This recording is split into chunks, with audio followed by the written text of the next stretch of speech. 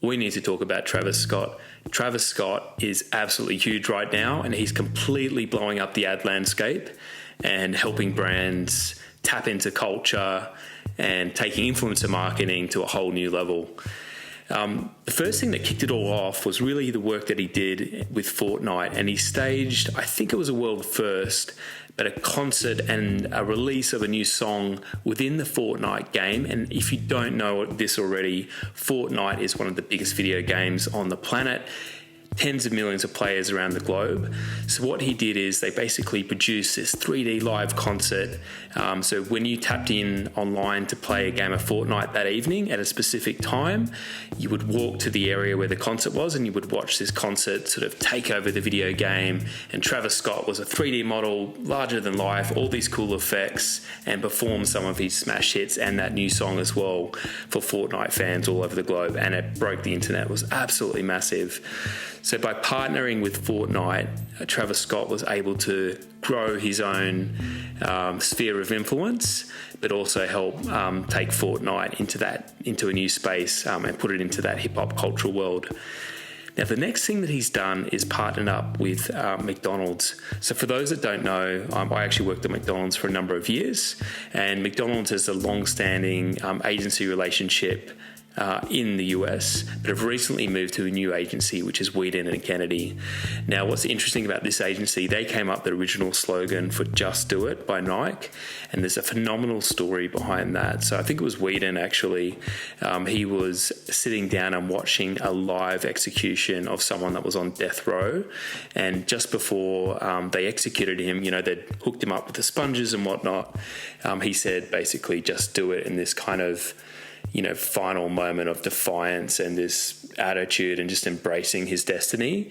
And that's where the slogan Just Do It came from for Nike, which is pretty crazy if you think about it. And that story stayed a secret for tens of years, 10, 20 years or something like that. But finally now, obviously the legacy from Nike is bigger than that story. It's not the thing that's going to kill the brand. So Weeden and Kennedy is out talking about it.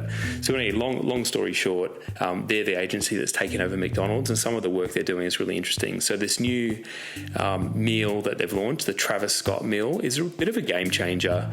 So they're tapping into this insight, and we all know that when you go to McDonald's, people like to make the meal their own. So whether you double up on pickles, or whether you change the sauce, or whether you have a chicken patty combined with a beef patty, or whether you buy an apple crumble and cut it up into pieces and mix it with your McFlurry to make an apple pie McFlurry. There's all these little hacks and things that people do to make McDonald's their own. So what they've done is they've taken Travis Scott's favourite meal, that meal that he orders 9 times out of 10 that he goes to McDonald's, and they've marketed that as a product. So, and it's brought to life with really fun kind of piece of creative work as well to help carry that.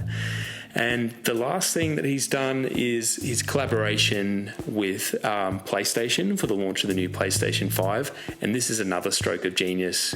So he's partnered up with them to kind of help put, again, PlayStation into that cultural zeitgeist and really put PlayStation into a space that other game console manufacturers can't play. Xbox just can't play in this space.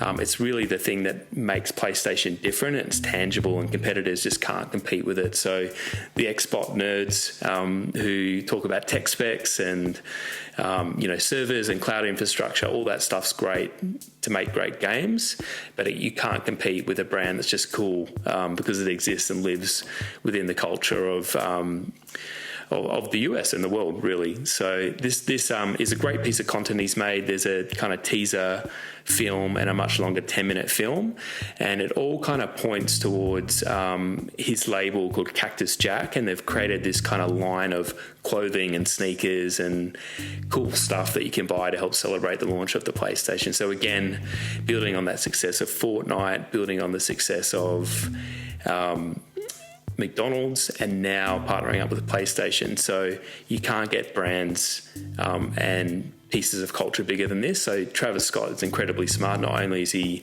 banking a shitload of coin in working with these brands, but he's also cementing himself as an absolute cultural icon, which is in turn going to help him to sell more concert tickets and more songs. So That's my hot take on Travis Scott and what you need to know about him right now. And if I ever get a chance to work with him, I'm going to do everything I can to make that happen.